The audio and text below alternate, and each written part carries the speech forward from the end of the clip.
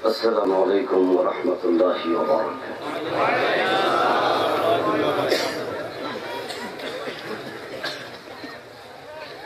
الحمد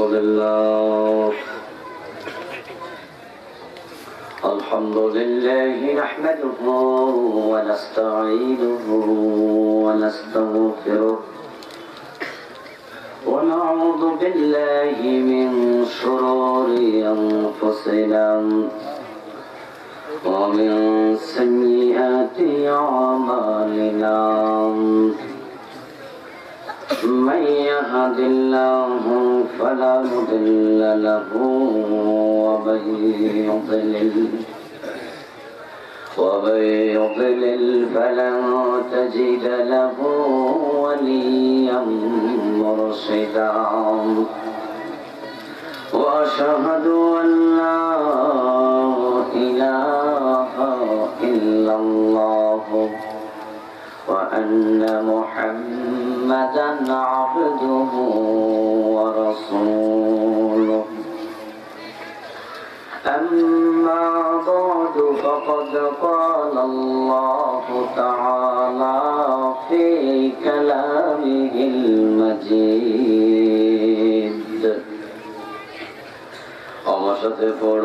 أعوذ بالله من الشيطان الرجيم بسم الله الرحمن الرحيم وإذا قال إبراهيم لأبيه آزر أتتخذ أصناما آلهة إني أراك وقومك في ضلال مبين وكذلك نري إبراهيم ملكوت السماوات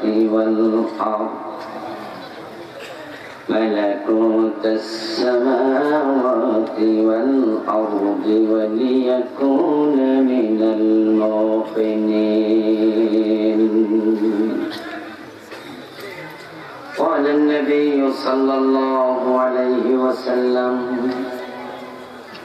أشد الناس بلاء الأنبياء ثم الأمثل فالأمثل أو كما قال النبي عليه الصلاة والسلام. সকলে মেহেরবানি করে দরুদ ইব্রাহিম পড়ুন। আল্লাহুম্মা সাল্লি আলা মুহাম্মাদিন ওয়া আলা আলি মুহাম্মাদিন কামা সাল্লাইতা আলা ইব্রাহিম ওয়া আলা আলি ইব্রাহিম ইন্নাকা হামিদুম মাজিদ। اللهم بارك على محمد وعلى آل محمد كما باركت على إبراهيم وعلى آل إبراهيم إنك حميد مجيد. اللهم صل وسلم وبارك عليه. মনগাজী বাজার যুব সমাজের উদ্যোগে আয়োজিত আজকের এই পঞ্চম বার্ষিক তাফসীরুল কোরআন মাহফিলের মুআজ্জাজ মুকাররম সম্মানীয় সভাপতি, মনগাজী বাজার জামে মসজিদের সম্মানীয় খতিব, বিশিষ্ট আলেম দ্বীন মুহতারাম হযরত মাওলানা শাইখুল ইসলাম সাহেব, আজকের মাহফিলে পেশার পর থেকে আমার পূর্ব পর্যন্ত অত্যন্ত চমৎকার ভাবে কোরআন এবং হাদিস থেকে আলোচনা করছিলেন বিশিষ্ট ইসলামী চিন্তাবিদ মুফাসসির কোরআন মুহতারাম হাফেজ মাওলানা ইমদাদুল্লাহ সাহেব, মুহতারাম মাওলানা নিজামউদ্দিন আনসারী সাহেব সহ অন্যান্য সম্মানীয় উলামায়ে কেরাম, ইসলাম প্রিয় তাওহীদি জনতা, পর্দার অন্তরালের সতী সাধবী মা ও বোনেরা, আল্লাহ তাআলার পবিত্র দরবারে হাজারো কোটি শুকরিয়া জ্ঞাপন করছি যে মহান মনিব অত্যন্ত মেহেরবানি করে আমাদের সকলকে কোরআনের মাজলিসে হাজির হওয়ার তৌফিক দিলেন,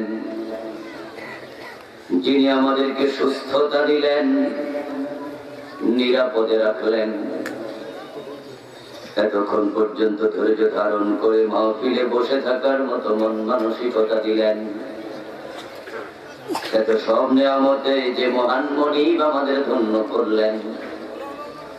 আমরা আলোচনার শুরুতেই মন প্রাণ উজাড় করে অন্তরের সব রূপন শ্রদ্ধা এবং ভালোবাসা দিয়ে আমাদের মনিব আল্লাহ তাআলাকে শুকরিয়া জানাই, কৃতজ্ঞতা জানাই। সবাই মিলে জোরে জোরে কালিমাতুশ শুকর করি আলহামদুলিল্লাহ। দুরূদ ও সালাম বিশ্বনবী সাইয়্যিদুল মুরসালিন ইমামুনা কুদওয়াতুনা হাবিবুনা সানাদুনা তাবিবু কুলুবিনা মুহাম্মাদুর রাসূলুল্লাহ সাল্লাল্লাহু আলাইহি ওয়াসাল্লামের উপর সাহাবায়ে কেরাম ও শুহাদায়ে জামের আলা ইল্লিয়িন আল্লাহ তাআলার কাছে কামনা করছি, বলুন আমিন। আমার ভাইরা, আমি আপনাদের সম্মুখে পবিত্র কোরআন মাজিদ থেকে সূরাতুল আনআমের ৭৪ এবং ৭৫ নম্বর আয়াত তেলাওয়াত করেছি। সহিহ বুখারীতে উদ্ধৃত বিশ্ব নবীর পবিত্র মুখ অনুসৃত একখানা হাদিসে নববীর আংশিক পাঠ করেছি। আল্লাহ তাআলা তৌফিক দান করলে এখান থেকে কিছু কথা বলবো। আমা তৌফিকি ইল্লা বিল্লাহ।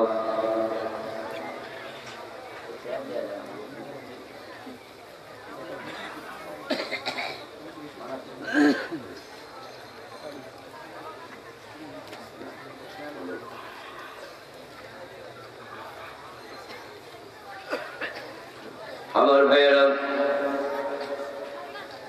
আল্লাহ তাআলা সূরা আনআমের ৭৪ এবং ৭৫ নম্বর আয়াতে কি বলছেন, আসুন আমরা আলোচনা শুরু করছি। আল্লাহ বলেন, ওয়াইয ক্বালা ইব্রাহিমু লিআবিহি আযার, হে নবী মুহাম্মদ সাল্লাল্লাহু আলাইহি ওয়াসাল্লাম, আপনি স্মরণ করুন ওই সময়ের কথা যখন ইব্রাহিম তার বাবা আযরকে লক্ষ্য করে বলেছিলেন, আতাত্তাখিযু আসনামান আলিহা, হে আমার বাবা, আপনি বুঝি মূর্তিকে খোদা হিসাবে গ্রহণ করলেন, আপনি বুঝি মূর্তিকে প্রভু মানলেন। ইন্নী আরাকা ওয়া কওমাকা ফী দালালিন মুবিন, নিশ্চয় আমি আপনাকে এবং আপনার পুরা জাতিকে সুস্পষ্ট ভ্রষ্টতায় নিমজ্জিত দেখতে পাচ্ছি। ইব্রাহিম আলাইহিস সালাম ওনার পিতাকে মূর্তি পূজা করতে দেখে কি বলেছিলেন? আল্লাহ তাআলা এই আয়াতের কারিমাতে ওই বিষয়টা কোট করলেন। ইব্রাহিম আলাইহিস সালাম ওনার বাবার সাথে কি কথোপকথন করলেন, এই কথোপকথন গুলো কোরআন মাজিদের আয়াত হিসাবে আল্লাহ নাযিল করলেন। অথচ এই কথোপকথন হয়েছিল কোরআন নাযিলের প্রায় ২৫০০ বছর আগে। কোরআন নাযিলের প্রায় ২৫০০ বছর আগে ইব্রাহিম নবী তার বাবাকে কি বললেন? আল্লাহ বলছেন, হে নবী মুহাম্মদ, আপনি সেটা স্মরণ করুন। ইব্রাহিম আলাইহিস সালাম বাবাকে কি বললেন? কোরআন তো ইতিহাসের কিতাব নয়, কিন্তু সেই ইতিহাসের আলোচনার পিছনে আল্লাহর একটা উদ্দেশ্য আছে না নাই? কোরআন হচ্ছে জিকির, কোরআন হলো যিকিরাত, কোরআন হলো উপদেশ, কোরআন হলো নসিহত। আল্লাহ তাআলা বলেন ইন্না ফী যালিকা লাযিকরা লিমান কানা লাহু কলব। যাদের কলব আছে জীবিত, যাদের কলব মরে নাই, যাদের হৃদয় জীবিত আছে, ইন্না ফী যালিকা লাযিকরা, নিশ্চয় তাদের জন্য এই কোরআনে আছে উপদেশ, নসিহত। এ কোরআন হচ্ছে নসিহতের কিতাব, উপদেশের কিতাব। শুধু মানুষের জন্য আল্লাহ তাআলা এই কিতাবটা নাযিল করলেন, এবং যারা কিতাব থেকে নসিহত নিতে চায়, ফীহি হুদাল লিল মুত্তাকিন, তাদের জন্য এই কিতাবের মাঝে হেদায়েত আছে না নাই? তো ইব্রাহিম আলাইহিস সালামকে নিয়ে আল্লাহ তাআলা আলোচনা কেন করছেন? শুধুমাত্র এই আয়াতে নয়, পবিত্র কুরআন মাজিদে আল্লাহ তাআলা 25টি সূরাতে 63টি আয়াতে ইব্রাহিম নবীর আলোচনা করেছেন। কোরআনের সবচেয়ে আলোচিত নবীদের মাঝে তিনি অন্যতম। ইব্রাহিম আলাইহিস সালামকে নিয়ে আল্লাহ 63টি আয়াত নাযিল করলেন। সুবহানাল্লাহ। এত আলোচনা করলেন, ইব্রাহিমের প্রশংসা করে কোরআনে অসংখ্য আয়াত নাযিল করলেন। আল্লাহ তাআলা আমাদের কাছে ইব্রাহিমকে তুলে ধরে বলেন, ইন্না ইব্রাহিমা লাআওয়াহুন হালিম, নিশ্চয় ইব্রাহিম ছিল আমার বড় অনুগত, বড় ধৈর্যশীল বান্দা। ওয়া ইব্রাহিমুল্লাযী ওয়াফা, আল্লাহ বলেন আমি সেই ইব্রাহিমের আলোচনা তোমাদের সামনে করছি, যে ইব্রাহিমের সাথে আমার যত অঙ্গীকার ছিল তিনি সবগুলো পূর্ণ করেছেন। আমার আলোচিত সেই ইব্রাহিম, যাকে আমি অসংখ্য পরীক্ষা করেছিলাম। وَإِذِ ابْتَلَى إِبْرَاهِيمَ رَبُّهُ بِكَلِمَاتٍ فَأَتَمَّهُنَّ, আল্লাহ বলছেন ইব্রাহিমকে আমি অনেক বিষয় পরীক্ষা করেছি, আমার যত পরীক্ষা ছিল ইব্রাহিম 100তে 100 নাম্বার পেয়ে প্রতি পরীক্ষায় পাস করেছে।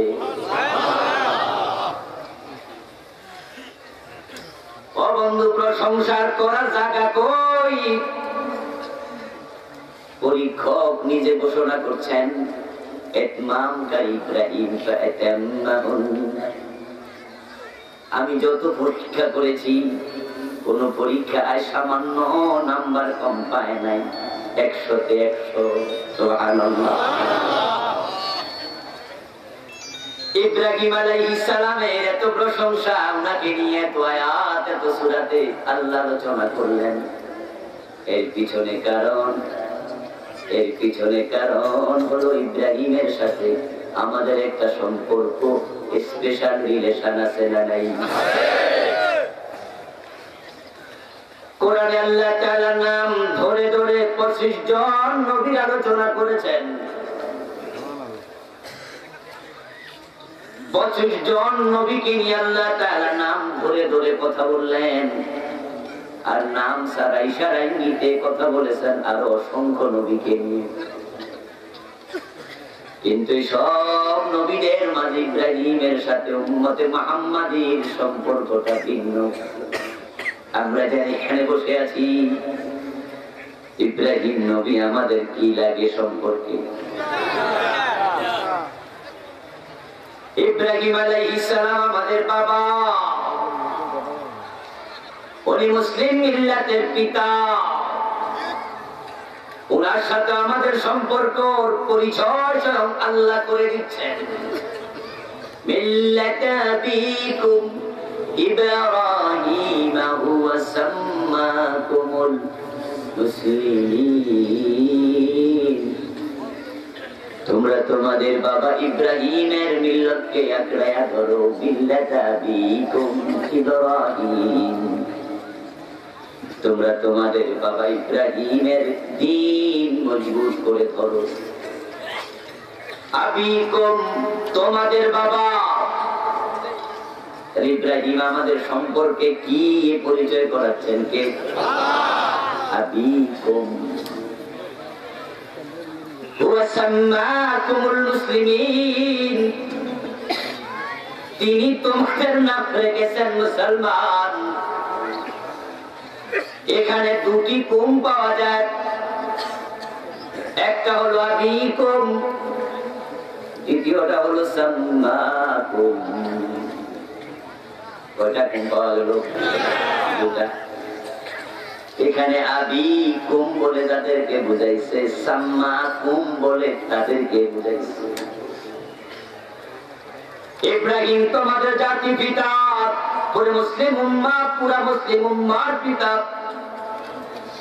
ওয়া সাম্মাকুমুল মুসলিমিন, তিনি তোমাদের নাম রেখেছেন মুসলমান।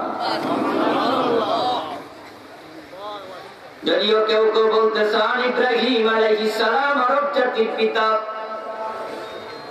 ইব্রাহিম আলাইহিস সালামকে শুধু আরব জাতির বাবা তারা বানাচ্ছেন, এটা তাদের মন গড়া ব্যাখ্যা বটে।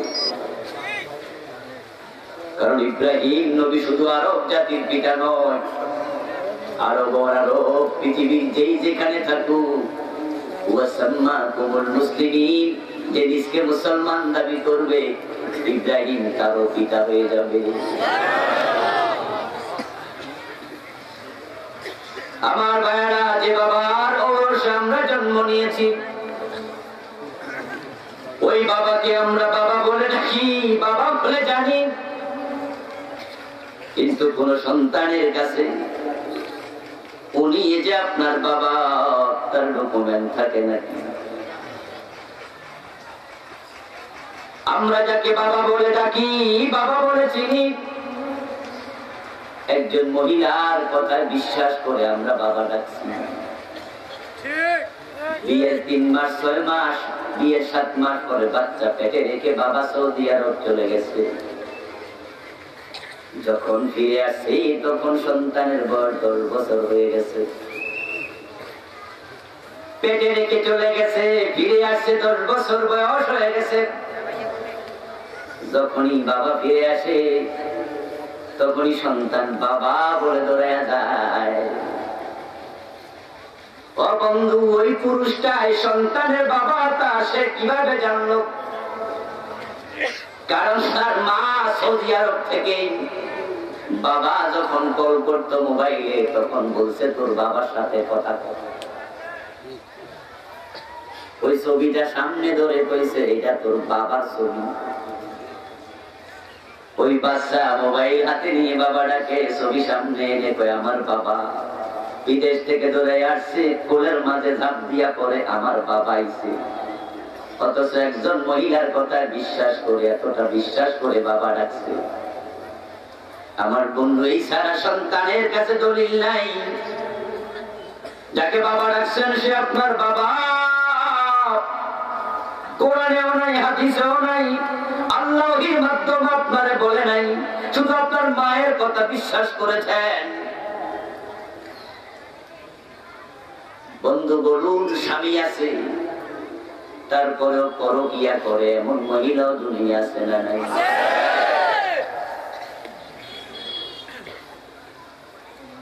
যে পরকিয়া করছে তাকে বাবা বলে না, যদি অন্যের সাথে বিচার করে,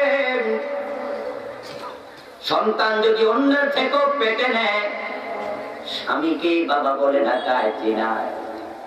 দুনিয়ার মানুষ ওই একজন নারীর কথা বিশ্বাস করে বাবা বলে আমরা সবাইকে, আমাদের বাবা সবাই আমরা সম্মান করছি। আমি বাবার ব্যাপারে কোনো বিশ্বাস তৈরি করছি না, আমি বাস্তবতা বুঝাচ্ছি। বাবা যে আমার বাবা তার দলিল নাই, মায়ের কথা বিশ্বাস করলাম। আর ইব্রাহিম যে আমাদের বাবা, তার দলিল সরাসরি আল্লাহর কোরআন। ইব্রাহিমের সাথে আমাদের সন্তান এবং বাবার সম্পর্ক এই পরিচয় করিয়ে দিচ্ছেন আল্লাহ নিজে। যেহেতু কোরআনের দলিল, আল্লাহর বক্তব্য, সুতরাং জন্মদাতা বাবার চেয়েও ইব্রাহিমের সাথে আমাদের সম্পর্ক কম না আরো বেশি।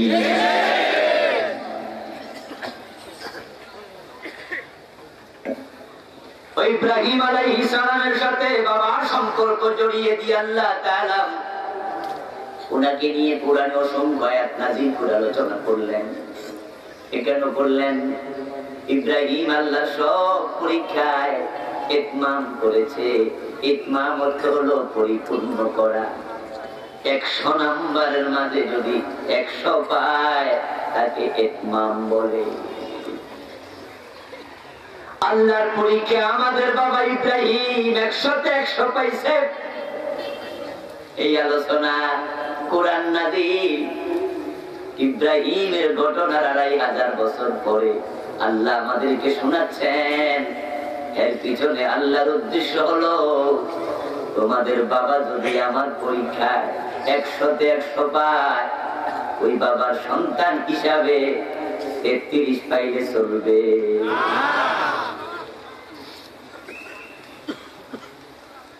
ইব্রাহিমের সন্তানেরা ভালো করে শোনো, আমরা এমন এক বাবার সন্তান যিনি অসংখ্য পরীক্ষার মুখোমুখি জীবনে হয়েছেন। ওনাকে যৌবনকালে আগুনে ফেলা হয়েছে। জিবরিল আমিন বলছিলেন সাহায্য লাগবে নাকি? উনি বলছেন তোমার সাহায্য লাগবে না, আমার আল্লাহ যথেষ্ট।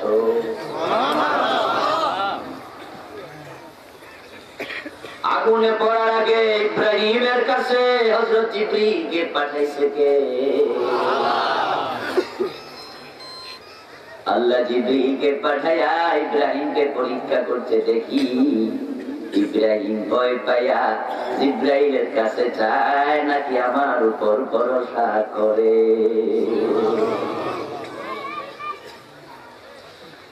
আমার ভাইরা সে আলোচনা একটু পরে আসবে। ইব্রাহিম সে পরীক্ষা 100তে 100 পেয়েছেন, ঠিক না বেঠিক? ইব্রাহিম আলাইহিস সালাম বিয়ে করলেন। দীর্ঘদিন সন্তান হয় না, বয়স হয়ে গেছে 86। চুলগুলো পেকে গেল, দাড়িগুলো পেকে গেল। আমাদের দেশে বিয়ের বিচার 6-10 বছর যদি সন্তান না হয়, বিয়ের পরে আল্লাহর কাছে চাইতে চাইতে হতাশ হয়। এক পর্যায়ে মাজারে যাইয়া চাওয়া শুরু করে। ইব্রাহিম নবীকে সন্তান দেন আল্লাহ। ইব্রাহিমের বয়স হয়ে গেছে 86, দাড়ি পেকে গেছে, চুল পেকে গেছে। ওই ইব্রাহিম সেই বয়স অন্য কারো কাছে সন্তান চায় নাই। আল্লাহর পরীক্ষায় তিনি পাস। ওই বুড়া বয়স তিনি সন্তান চেয়েছেন কার কাছে? বড় ধৈর্যশীল বান্দা, আল্লাহুল আলিম, বড় ধৈর্যশীল। ইব্রাহিম সে পরীক্ষায় পাস করলেন, তাই আল্লাহ তাআলা তাকে পুরস্কার দিলেন। আগুনে পড়ার পরীক্ষায় পাস, তাই আগুনকে তিনি নাতিশীতোষ্ণ এয়ার কন্ডিশন বানায়া পুরস্কৃত করলেন। 86 বছর সন্তান দেন নাই, হতাশ হয়ে অন্য কারো কাছে চেয়ে বসেন নাই। আল্লাহর উপর ভরসা রেখে রব্বি হাবলি মিনাস সালিহিন, আমার একটা নেক সন্তান দাও। প্রভুর কাছে ধারা ধরনা দিয়েছেন, আরাধনা করেছেন। আল্লাহ কয় দীর্ঘ পরীক্ষা নিলাম, ধৈর্য হারা হও নাই, আমার উপর ইস্তেকামত ছিল, তাওয়াক্কুল রেখেছো, তাই যাও তোমাকে ইসমাইল নামক একজন নবীর বাবা বানাইয়া দিলাম। সন্তানের জন্মের পর আবার পরীক্ষা। সিরিয়া থেকে যাও, তোমার সন্তানকে মক্কায় রেখে আসো। ওই পরীক্ষাও পাস না ফেল। জিবরিলের প্রতিনির্দেশনা মোতাবেক কাবার পাশে নিজের স্ত্রী হাজেরা এবং সন্তান ইসমাইলকে রেখে যখন রওনা দিলেন, পিছন থেকে হাজার ডাকেন। হাজার বাংলায় আমরা বলি হাজেরা, মূলত শব্দটা কি? হাজার। পিছন থেকে হাজার ডাকে, হাজেরা ডাকে, স্বামী কোথায় যাও?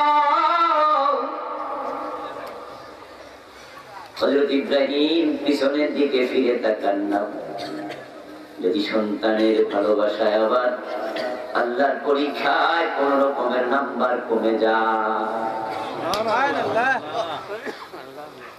স্ত্রীর মায়াবী চেহারা দেখে সন্তানের ভালোবাসায় ইব্রাহিম আবার একটু পিছনে ফিরে একটু দুর্বলতা প্রকাশ পায়, তাহলে তো 100-তে 100 নাম্বার থাকবে না, 2-1 নাম্বার কমে যেতে। এজন্য তিনি পিছনের দিকে ফিরে তাকান নাই। হাজার আবার ইব্রাহিম কোথায় যাও? ইব্রাহিম আলাইহিস সালামের কানে আওয়াজ আসলো, তিনি পিছনে ফিরে তাকান না। দৃঢ়তা কাকে বলে? আবার হাজেরা কিছুক্ষণ পরে ডাকবে, ইব্রাহিম চলে যাচ্ছ বুঝি? আমি শুধু জানতে চাই, আমাদেরকে এখানে দুজন মরুভূমিতে, গাছ নাই, পালা নাই, পানি নাই, খাবার নাই, ঘর নাই, বাড়ি নাই, এই মরুভূমির মাঝে রেখে যাওয়ার জন্য আল্লাহ বলছে নাকি? শুধু জবাবটা শুনতে চাই। ইব্রাহিম নবী পিছনের দিকে তাকান নাই, সামনের দিকে চলতে চলতে শুধু আওয়াজ করলেন, হাজেরা, এটা আল্লাহর নির্দেশ। হযরত হাজেরা আলাইহিস সালাম সাথে সাথে আওয়াজ করলেন, ইব্রাহিম, যদি আল্লাহর নির্দেশ হয় তুমি নিশ্চিন্ত মনে চলে যাও, আমাদেরকে নিয়ে দুশ্চিন্তা করা দরকার নেই। এই বিজন মরুভূমিতে আমাদেরকে রেখে যাওয়ার জন্য যিনি নির্দেশ দিয়েছেন, আমাদের হেফাজতের দায়িত্ব নিশ্চয়ই তার হাতে। ইব্রাহিম আলাইহিস সালাম চলে গেলেন, সন্তানের ভালোবাসার এক কদম পিছনে আসেন নাই। বলুন তো 100-তে কত পাইলেন? সন্তান বড় হয়েছে, মাঝে মাঝে তিনি সিরিয়া থেকে আসতেন, ইসমাইলকে এসে দেখে যেতেন। একটু হাঁটতে চলতে পারে, বাবার সাথে দৌড়াদৌড়ি করছে। মক্কায় বেড়াতে আসলেন, রাতের বেলায় ঘুমালেন, ঘুমের মাঝে আল্লাহ ওহী নাযিল করে দিল, স্বপ্নে দেখাইয়া দিল। নবীদের স্বপ্ন ওহী, নবীদের স্বপ্ন ওহী। ওই স্বপ্নের ওহীর মাধ্যমে আল্লাহ বলে দিলেন, এই সন্তানকে এত চাইয়া দোয়া টোয়া কইরা আমার থেকে আদায় করে দিছো, ওই সন্তানকে এখন কপালে চুমু দাও, বুকে জড়ায়া ধরো। ওই সন্তানের মায়া সিরিয়া থেকে মাঝে মাঝে মক্কায় আসো, এখন নিজ হাতেই ওই সন্তানকে আমি আল্লাহর খুশির জন্য জবাই করো।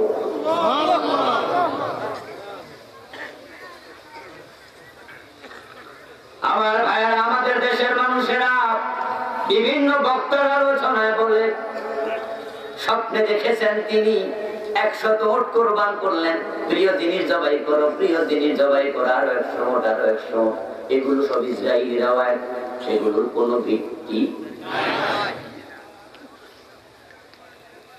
বরং ইব্রাহিম আলাইহিস সালামের স্বপ্ন কি ছিল? আল্লাহ কোরআনে বলেন, ইব্রাহিম সকালবেলা সন্তানকে বলছে, ইন্নী আরা ফিল মানামি আন্নী আযবাহু, আমি স্বপ্নে দেখেছি তোমাকে আমি জবে করছি।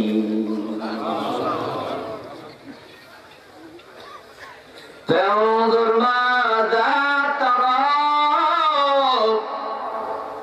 ইসমাইল, আমি আমি জবরদস্তি করে জবে করতে চাই না, আমি পরামর্শ করে বিষয়টাকে হালকা করে দেখতে চাই। এখন তুমি বলো এই স্বপ্ন আমি বাস্তবায়ন কিভাবে করতে পারি? যেমন বাবা তেমন।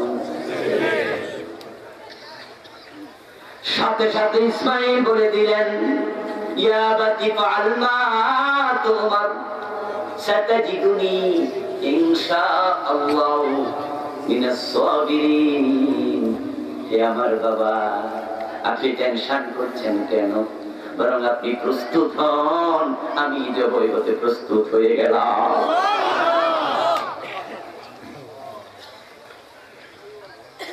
فلما أسلما وتله للجبين, দুইজন প্রস্তুতি নিল, সন্তানকে তার কপালের পার্শ্বদেশে শুইয়ে দিয়া ছুরি চালায়া দিল ইব্রাহিম। ছুরি প্রস্তুত, জবে করে দেবে। আল্লাহ জিবরীলকে পাঠাইলেন, ডেকে বলেন فناديناه أن يا إبراهيم قد صدقت الرؤيا। ইব্রাহিম আর লাগবে না, পরীক্ষা 100 নম্বর পাইয়া গেছো। আমার ভাই ইব্রাহিম আলাইহিস সালামের জীবনে যত পরীক্ষা, সব পরীক্ষা 100। এখন এবার বলুন তো, আল্লাহ এবার পরিচয় করাইয়া দেয়, ইব্রাহিম কিন্তু তোমাদের বাবা। তোমাদের বাবা যদি প্রতি পরীক্ষা 100-তে 100 পায়, তোমরা তো 33 পাইলে চলবে না, 45 পাইলে চলবে না। তোমার বাবা যদি 100 পায়, তোমাদের 80 পাওয়া দরকার আছে না? না,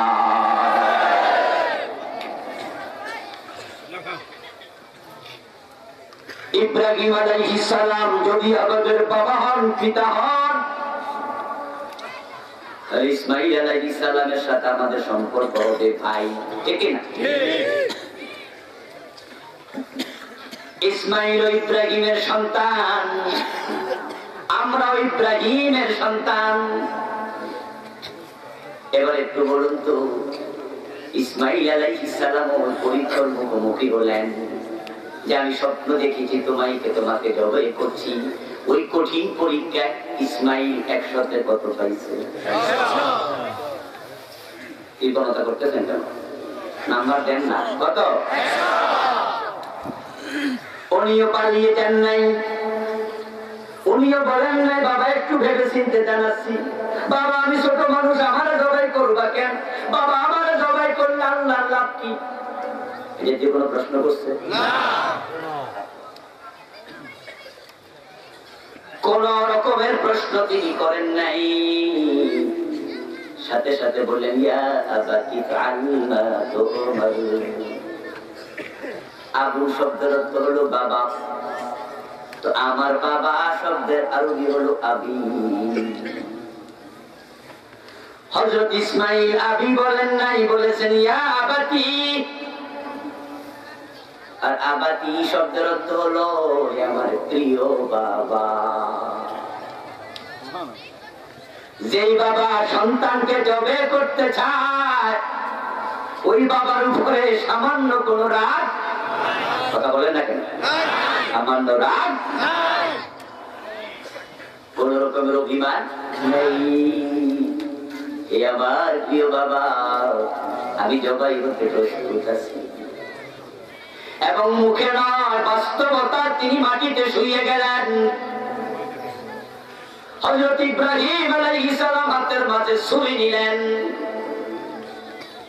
ইসমাইল কোন নড়াচড়া করছেন না, বরং তাফসীরে মারিফুল কুরআন প্রণেতা লিখেন, জবাই হওয়ার আগে ইসমাইল আলাইহিস সালাম বাবা ইব্রাহিমকে বলে, বাবা আমাকে জবাই করার আগে আমি কিছু কথা বলতে চাই। হযরত ইব্রাহিম বলেন, কি বলতে চাও বলো বাবা। ইব্রাহিম কি ইসমাইল বলে, আমাকে তুমি শোয়াইয়া যখন জবাই করবা, আমার চেহারার দিকে তোমার যখন নজর পড়বে, মনে ভালোবাসা জেগে উঠতে পারে। আল্লাহর আদেশ পালনে দেরি হয়ে যাবে, তাই তুমি নিজের চোখটা জবাই করার আগে বেঁধে নাও। আল্লাহু আকবার। তাফসীর মারিফুল কোরআনে বাড়ি যায় পড়বেন পাবেন ইসমাইল এবার বলছে বাবা জবাই বড় কঠিন কাজ বড় কষ্টের কাজ জবাই হবে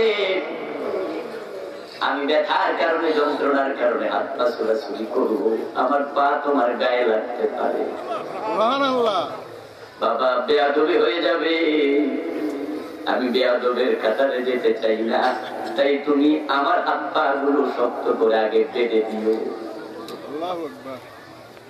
3 নাম্বার বললেন বাবা আমার গায়ের জামাটা আমাকে জবে করার আগে খুলে নিও আমার মা আমাকে বড্ড ভালোবাসে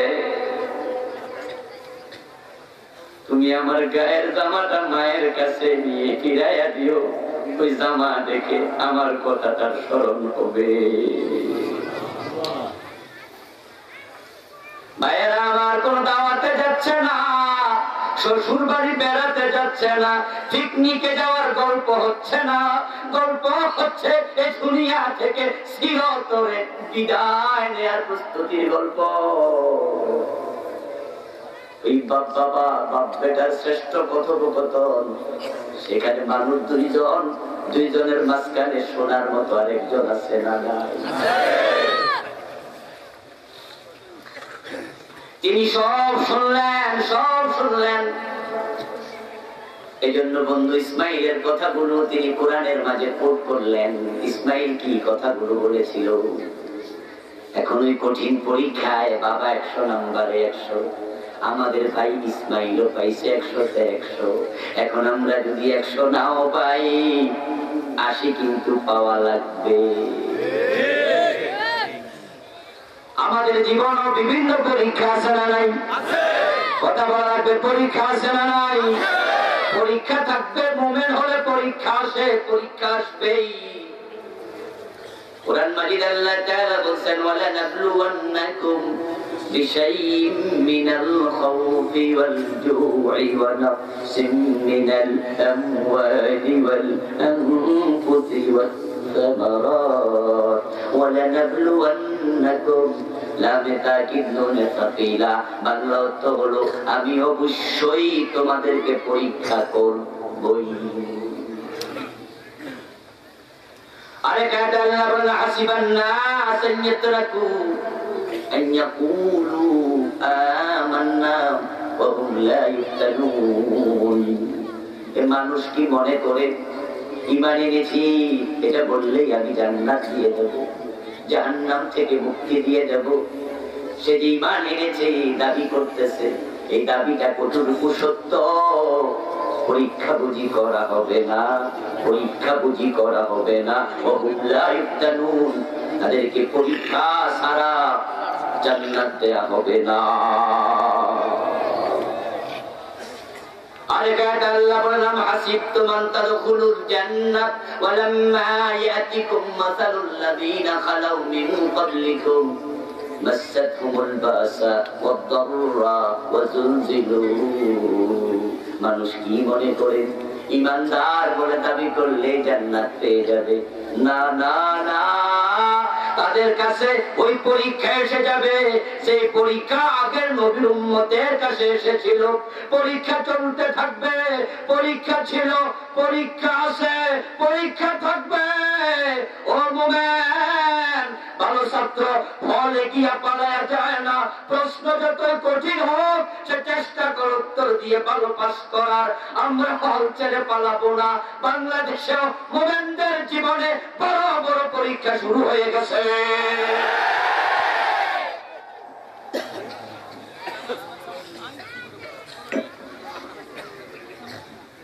রাসূলুল্লাহ সাল্লাল্লাহু আলাইহি ওয়াসাল্লাম বলেছেন আশাদুন নাসি বালাআন আল আমবিয়া সুম্মা আল আমসালু ফাল আমসাল সেই বুখারীতে এসেছে বিশ্ব নবী বলেন দুনিয়ায় আল্লাহ মানুষকে যত বড় বড় পরীক্ষা করেছেন সবচেয়ে বেশি পরীক্ষা করেছেন আল্লাহ তার নবীদেরকে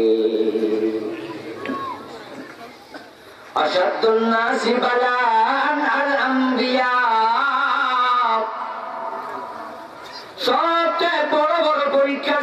নবীদের জীবনে পরীক্ষা করেছেন কে? আওয়াজ করে বলুন, পরীক্ষা করেছেন কে? যদি তিনি তার নবীদেরকে পরীক্ষা করে জান্নাত দেন, আপনারে মাগনা দেবেন কেন?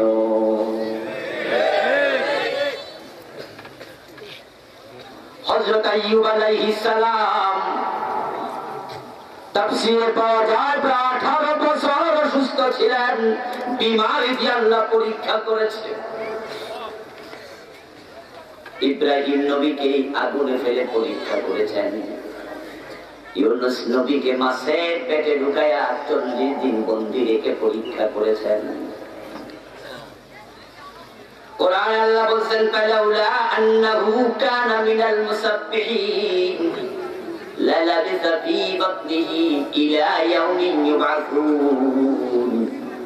মাছের পেটে যাওয়ার পর ইউনূস নবী যদি আমার তাসবিহ পড়ে আমার কাছে ক্ষমা না চাইতো, আমি তাকে মাছের পেটে কিয়ামত পর্যন্ত বন্দী করে রেখে দিতাম। হযরত জাকারিয়া আলাইহিস সালামকে পরীক্ষা করা হয়েছে। ওনার জীবনীতে পাওয়া যায় ওনাকে করাত দিয়ে 2 টুকরো করে ফেলা হয়েছে। এই পরীক্ষা কি শেষ না চলবে? চলবে। তুমাল আমসালু ফাল আমসাল। ওই পরীক্ষা যদি শেষ হয়ে যেত, তাহলে আমরা বিনা পরীক্ষায় হয়তো জান্নাতটা পেয়ে যেতাম। আল্লাহ ওয়ালা নাবলুওয়ান্নাকুম, অবশ্যই তোমাদেরকে পরীক্ষা করবই। বিশ্ব নবীও বলেন ওই নবীদের পরে পরীক্ষা চলমান থাকবে কিয়ামত পর্যন্ত। যত লোক ঈমানদার দাবি করবে তারও পরীক্ষা চলতেই থাকবে। আমার ভাইরা, ওই পরীক্ষায় পাস করতে হলে ইব্রাহিমের মতো বাবা হওয়া লাগবে, ওই পরীক্ষায় পাস করতে হলে ইসমাইলের মতো সন্তান হওয়া লাগবে। আমাদের পরীক্ষা হয়, আমরা দেখেছি প্রতি পরীক্ষা ইব্রাহিম পাস করে পুরস্কার পেয়েছে। পরীক্ষা কঠিন হয়, আল্লাহ যেহেতু মহান তাই তার পরীক্ষা হয় একটু কঠিন। আল্লাহ যেহেতু ধৈর্যশীল তাই তার পরীক্ষা হয় একটু লম্বা। ভয় পাওয়া যাবে না, পরীক্ষার পরে বড় পুরস্কার অপেক্ষা করছে। আজকে যদি ইব্রাহিমের মতো আমরা বাবা হয়ে যেতে পারি, ইসমাইলের মতো সন্তান হয়ে যেতে পারি, আমাদের সন্তানদেরকে আল্লাহর দ্বীনের জন্য বাবা হিসাবে ইব্রাহিমের মতো দ্বীনের জন্য জবাই করতে রাজি হওয়া লাগবে। সন্তানের হাতের পেটটাকে কেড়ে নিয়ে যেতে হবে, বাপটাকে মুখ থেকে ঘাস কেড়ে নিয়ে যে বাবা যদি বলতে পারে দ্বীনের জন্য বেরিয়ে যা, জিহাদের মাঠে চলে যা, জিহাদ শেষ না করে ঘরে ফিরবি না।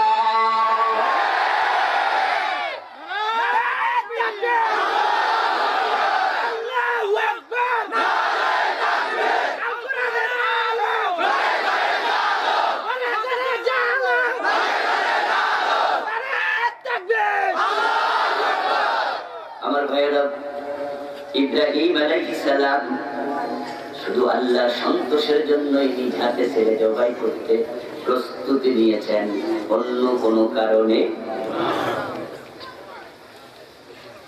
আল্লাহ কোরআনে বলেছেন, আকিমুদ্দীন ওয়া লা তাতাফাররাকু ফীহি। আল্লাহর জমিনে আল্লাহর দ্বীন কায়েম করো, এ নিয়ে কোনো মতভেদ করতে পারবা না। ওই দিন কায়েম করতে গিয়া পরীক্ষার মুখোমুখি হয়েছেন আল্লাহর নবী মুহাম্মদুর রাসূলুল্লাহ সাল্লাল্লাহু আলাইহি ওয়াসাল্লাম। দিন কায়েমের কাজ করা প্রতিটা মুমিনের জন্য ফরজ, আর ওই ফরজ কাজ করতে গেলে পরীক্ষা আসবেই। বিশ্ব নবীর দাঁত দেয়া লাগছে, পরীক্ষায় পাস করতে গিয়া নবীর দাঁত নাই, নবীর চাচা আমির হামজার কলিজা নাই, নবীর নাতি ইমাম হুসাইনের কল্লা নাই।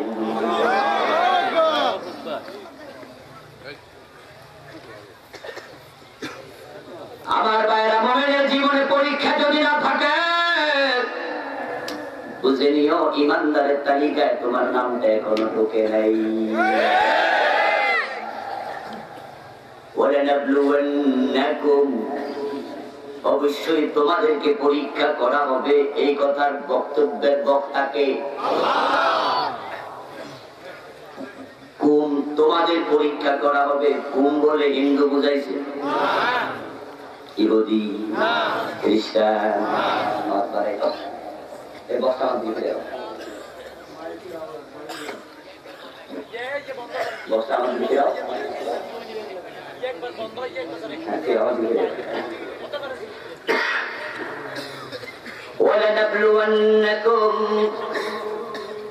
অবশ্যই আমি তোমাদের পরীক্ষা করব।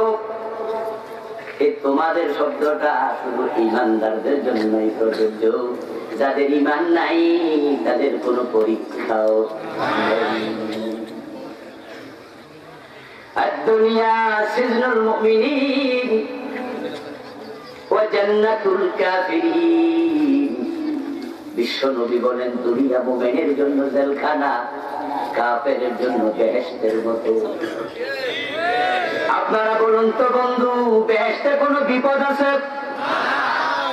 কথা বলা লাগবে। বেহেশতে কোনো মুসিবত আছে? বেহেশতে কোনো পরীক্ষা আছে? তো ঠিক যারা কাফের তাদের জন্য দুনিয়া বেহেশতের মতো, তাদের কোনো পরীক্ষা নিরীক্ষা নাই। আর এটাই তো স্বাভাবিক যে ছাত্র হয় নাই, হাজিরা খাতায় নাম নাই, রেজিস্ট্রেশন কার্ড নাই, ফর্ম ফিল আপ করে নাই, এডমিট হাতে নাই, তার পরীক্ষাও নাই। আর যে ছাত্র হবে, ফর্ম ফিল আপ করবে, রেজিস্ট্রেশন করবে, এডমিট কার্ড হাতে নিয়ে পরীক্ষার হলে যাবে, তাকে প্রশ্ন দেওয়া হবে, আবার পরীক্ষা দেও। ফার্স্ট ফেল ফরের ব্যাপার। পরীক্ষা দিতে হলে তোমাকে ছাত্র হওয়া লাগবে। আমার ভাইরা, যাদের জীবনে পরীক্ষা আসে না, বুঝে নিও প্রবলেম আছে। আমাদের দেশে আমরা হাজারো আলেম ওলামা দেখি, হাজারো পীর বুজুর্গ দেখি, যাদের জীবনে পরীক্ষা নাই, তাদেরকে সবাই হালুয়া রুটি খাওয়া, খাইতে খাইতে ওদের পেট একটা ড্রামের মতো হয়ে যায়।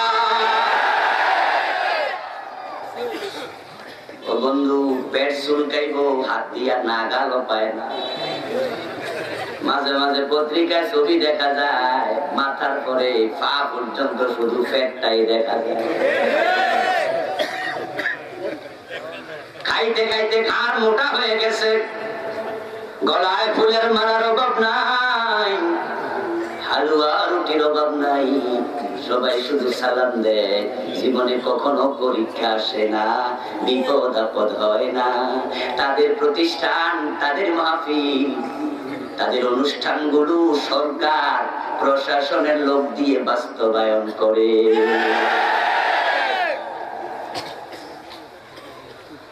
ওদের অনুষ্ঠানে 3 স্তরের নিরাপত্তা দেয়।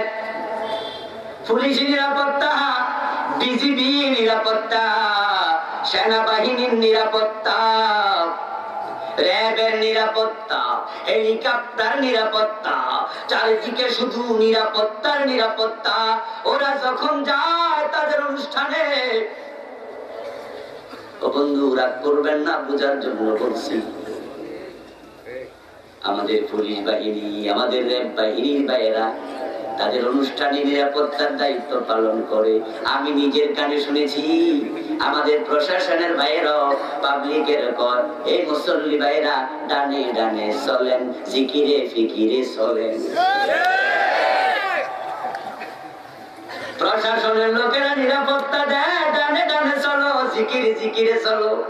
মনে হয় যেন সব আল্লাহর হইয়া গেছে, অথচ ওই প্রশাসনের ভাইয়েরাই আবার রাষ্ট্রের নির্দেশে আরেকজনের মাহফিল ভেঙে দিচ্ছে। আমার ভাইয়েরা থামো, একই রং একই অঙ্গে বহু রূপ।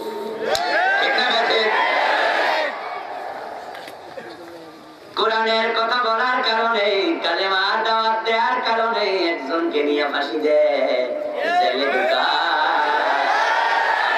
আরেকজনের মাহফিলে সাইল নেয়ার জন্য, গরু নেয়ার জন্য ওনারাই লঞ্চ ঠিক কইরা দেয়। কয় লঞ্চ রাখেন রিজার্ভ, গরু আসিতেছে, পীরের দরবারে যাওয়ার সময় গরু নেওয়া লাগে, এমন গরুওয়ালা পীর বাংলাদেশে আছে না? না, শুধু গরু আর গরু। দেখলাম পোলাপানে ফেসবুকে ছবি তুলে দিছে, গরু শালা, ছাগল শালা, মুরগি শালা। ছবি তুলে নিচে লিখছে, ওই পীর সাহেব বুঝি গরুর বোন বিয়া করছে। শুধু গরুর না, ছাগলের বইন, শুধু ছাগলের না, মুরগির বইন। তাই ছাগল গরু মুরগি উনার কি হয়েছে? পোলাপান ট্রল করে, মজা করে, আসলে শালা মানি ঘর, পাঠশালা, পাঠের ঘর। ওই ছাগল শালা মানি ছাগল রাখার জায়গা, গরু শালা মানি গরু রাখার জায়গা, মুরগি শালা মানি মুরগি রাখার জায়গা। তাহলে দেখেন কি পরিমাণ গরু ছাগল মুরগি যায় আলাদা ঘর, বিশাল এলাকা বেশি। ওদের দরবারে ট্রাকে ট্রাকে চাল যায়, ওই তাদের চাল পার করার জন্য, তাদের গরু ছাগল পার করার জন্য প্রশাসনের বাইরা এক সপ্তাহ ডিউটি করে তাদেরকে হেফাজত করে। তারা খাইতে খাইতে ঘাড় মোটা হয়ে যায়, পেট মোটা হয়ে যায়। আবার এই কালেমা দেওয়ার কারণে আরেকজনের গলার মাঝে রশি ঝুলানো হয়।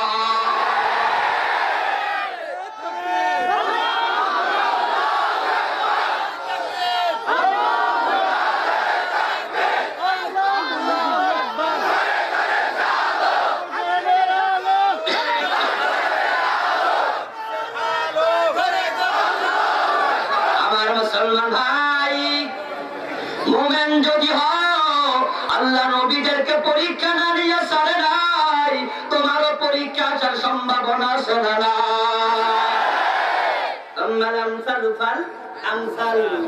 পরবর্তীতে চলতে থাকবে পরীক্ষা ধারাবাহিক ভাবে, পর্যায়ক্রমে। এই পরীক্ষা শুধু বাংলাদেশে নয়, বাংলাদেশে নয়, ইমানদার আছে যেখানে পরীক্ষাও হবে সেখানে। এই পরীক্ষা শুধু বর্তমানে, অতীতে ছিল না। রাসূলুল্লাহ সাল্লাল্লাহু আলাইহি ওয়াসাল্লাম কাবার দেয়ালের সাথে হেলান দিয়ে বসে আছেন। রাসূলের সাহাবী হযরত খাব্বাব ইবনুল আরত রাদিয়াল্লাহু তাআলা আনহু, উনি আল্লাহর হাবিবের কাছে হাজির হলেন, গায়ে একটা চাদর। বিশ্ব নবীর কাছে সেই চাদরটা তিনি খুললেন।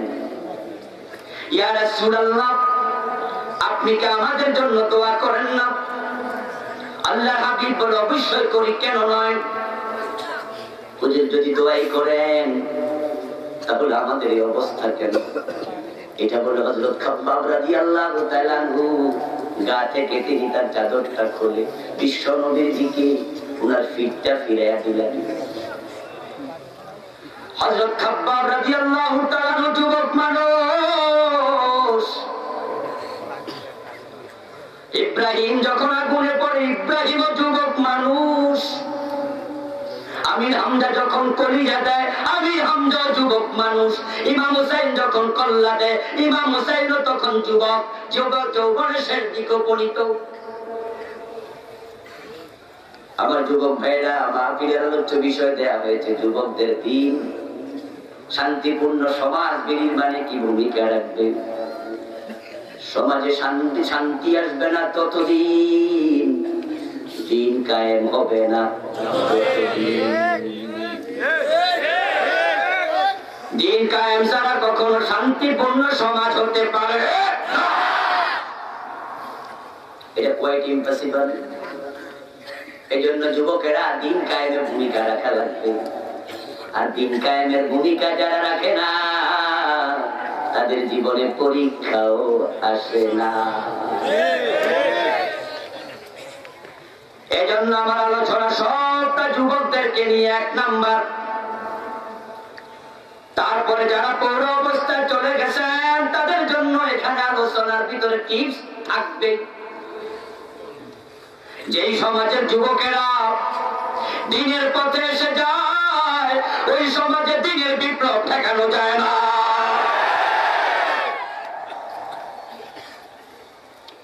যুবকেরা হচ্ছে সমাজের অক্সিজেন।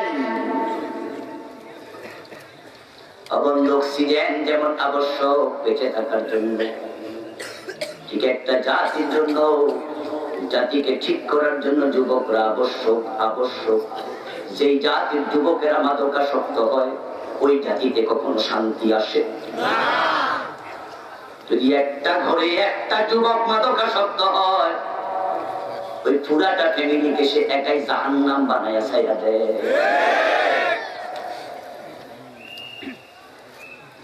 আমার ভাইয়েরা, ঘরের দরজা বন্ধ করে ঘুমায়া যাও,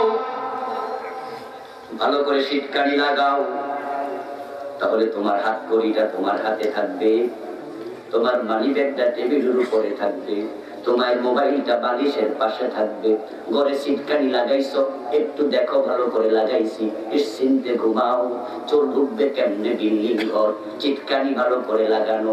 কিন্তু যদি কোনো মাদকাসক্ত ছেলে তোমার ঘরে থাকে, তাহলে তোমার টাকা পয়সা গহনা আলমারি তো নিরাপদ থাকবে না।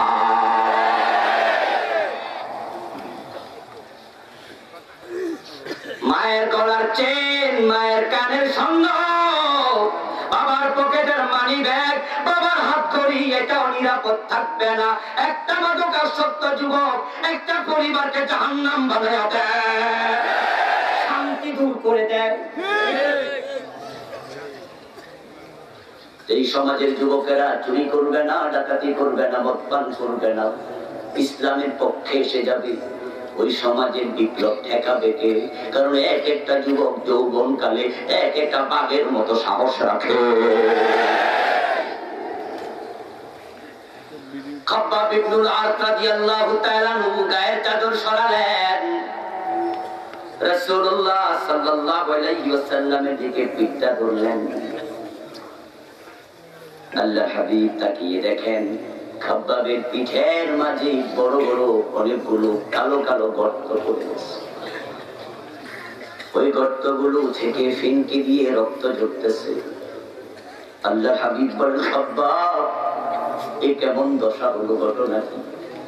হযরত খাব্বাব বলেন, ইয়া রাসূলুল্লাহ, এই জালেমগুলো আমাকে কিছুক্ষণ আগে তারা বলছে ঈমান ছেড়ে দাও। আমি তাদের মুখের উপর বলে দিয়েছি জীবন যাবে, ঈমান ছাড়ব না। তারা আমাকে পিটতে পিটতে বেহুশ করে আমার নিথর দেহটাকে কিছু আগুনের অঙ্গার মাটির মাঝে মেলে দিয়া তার উপর রেখে বুকে পাথর চাপা দিয়ে রেখেছে। আল্লাহর রাসূল গায়ের রক্ত বের হইয়া ওই রক্ত তারপরে আগুন নিবাইছে, ভিজে আগুন নিভছে। আল্লাহ হাবিব এবার খাব্বাব ইবনুল আরত রাদিয়াল্লাহু তাআলা আনহুকে বলেন, খাব্বাব, তাড়াহুড়ো করো না, দোয়া কবুল হয় না সেটা নয়। আমি নবী দোয়া করছি, কিন্তু দোয়া করলে আল্লাহর পরীক্ষা বন্ধ হয় না। এই জাতীয় পরীক্ষা আগেকার নবীর উম্মতেরা দিয়েছে। লোহার করাত দিয়ে তাদেরকে দুই টুকরো করেছে, জীবন্ত লোহার চিরুনি দিয়া জীবিত মানুষের গায়ের মাংস খসায় ফেলছে। গর্ত করে আগুন জ্বালায়া, লাকড়ি দিয়ে বাবরা কাটা ফালায়া, হাত পা বেঁধে বেঁধে জীবিত মোমেনদেরকে আগুনে ফেলা হয়েছে। এমন পরীক্ষা যদি তারা দিয়ে জান্নাত পাওয়া লাগে, তারা ভুল করা যাবে না। এমন পরীক্ষা দেওয়ার জন্য তোমাদের প্রস্তুত হওয়া লাগবে।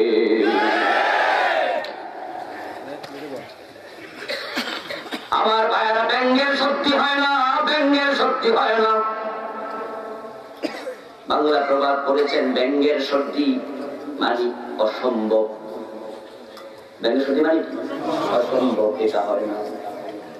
ব্যাঙের সত্যি না হওয়ার কারণ, ব্যাঙ পানিতেই জন্ম নেয়, সে পানিতে সত্যি হবে কেন? জন্মই তার পানিতেই। আমরা যারা ইসলামের ইতিহাস শিখেছি, আমরা খাব্বাবকে চিনেছি, আমরা হুসাইনকে জেনেছি, আমির হামজাকে আমরা জেনেছি, হযরত জাকারির ইতিহাস আমরা পড়েছি। সুতরাং আমাদেরকে ভয় দেখায় কখনো কাবু করা যাবে না। আমরা যারা পরীক্ষা দেওয়ার নিয়তে ময়দানে নেমে গিয়েছি, আমাদেরকে ফাঁসির রশি দেখাইলো থামানো যাবে না।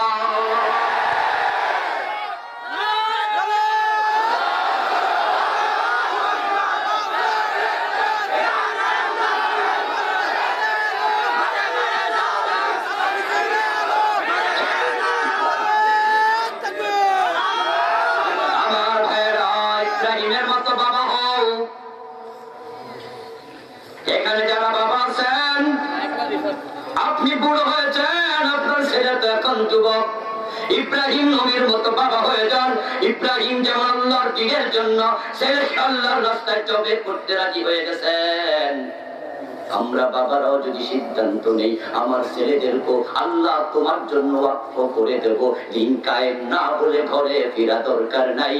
আর ইসমাইলের মতো যদি আমাদের সন্তানেরা হয়ে যায়, আল্লাহর খুশির জন্য সন্তানেরা জীবন দিতে রাজি হয়ে যায়, তাহলে কোন জালেমেরা দিন কায়েম ঠেকাতে পারবে না। তাদের গুলি শেষ হয়ে যাবে, বুক শেষ করতে পারবে না, ফাঁসির রশি শেষ হয়ে যাবে, মাথা শেষ করতে পারবে না।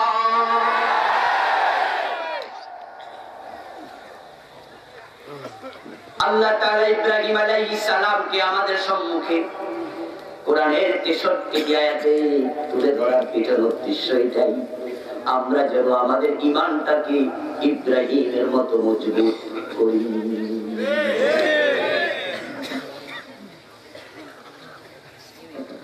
ইব্রাহিম আলাইহিস সালাম এমন একজন মানুষ, আজ থেকে প্রায় 4000 বছর আগে, কোরআন নাজিলের প্রায় 2500 বছর আগে, ইরাকের বাবেল শহরে আউর নামক গোত্রে ইব্রাহিম নবীর জন্ম হয়। ইব্রাহিম আলাইহিস সালাম জন্মের পরে দেখেন উনি এমন এক বাবার ঔরসে জন্ম নিয়েছেন, যেই বাবা শুধু মূর্তি পূজক নয়, মূর্তির কারিগরও বটে। ইব্রাহিম আলাইহিস সালামের বাবার নাম ছিল আযার। কি নাম? কোন কোন মুআররিখ লেখেন উনার নাম ছিল তারেক অথবা তারেহ, এগুলি ইসরাঈলী রওয়ায়াত, কিন্তু কোরআনে সুস্পষ্ট ভাবে আছে ওয়াইল ক্বালা ইব্রাহিম লিআবিহি আযার। ইব্রাহিম আলাইহিস সালামের বাবা আযার। হতে পারে ওনার নাম তিনটাই, একই ব্যক্তি 2-3টা নাম আছে না নেই? আমারও তো 3-4টা। দেখছেন আমার কেউ কয় আজাদ ভাই কেমন আছেন, ভালো, বাসার ভাই জি, কালাম ভাই জি, আমার ভাইয়ের একাধিক নাম। এটা আমাদের দেশে নয়, আরব দেশও প্রচলিত ছিল। রাসূল বলেন আনা মুহাম্মদ, আনা আহমদ, আনা মাহি, ঠিক না? আল্লাহর নাম 99টা, রাসূলের নাম 99টা। আমার বাইরে একাধিক নাম থাকতে পারে, আর আল্লাহ বলেছেন আমরা এটাকে প্রাধান্য দিলাম। কোন কোন ঐতিহাসিক বলেন আজর একটা মূর্তির নাম। ইব্রাহিম আলাইহিস সালামের বাবা তারেক বা তারেক, উনি ওই মূর্তিটাকে বেশি সম্মান করতেন। মূর্তি পূজকদের মাঝে এই রীতি পাওয়া যায়। কিছু কিছু হিন্দু বলে আমরা গণেশের পূজা করি, কিছু কিছু হিন্দু তাদের ঘরের মাঝে ময়ূরের মূর্তি রাখে, কিছু কিছু হিন্দু তাদের ঘরের মাঝে বাঘের মূর্তি রাখে, কিছু কিছু হিন্দু আছে ঘরের মাঝে শিবের মূর্তি রাখে, কিছু কিছু হিন্দু আছে ঘরের মাঝে সরস্বতীর মূর্তি রাখে। আপনি দোকানে গেলে দেখবেন এক এক হিন্দু এক এক মূর্তির প্রতি তাদের ঝোঁক বেশি। ওই আযার নামক মূর্তির প্রতি ইব্রাহিমের বাবার ঝোঁক বেশি ছিল।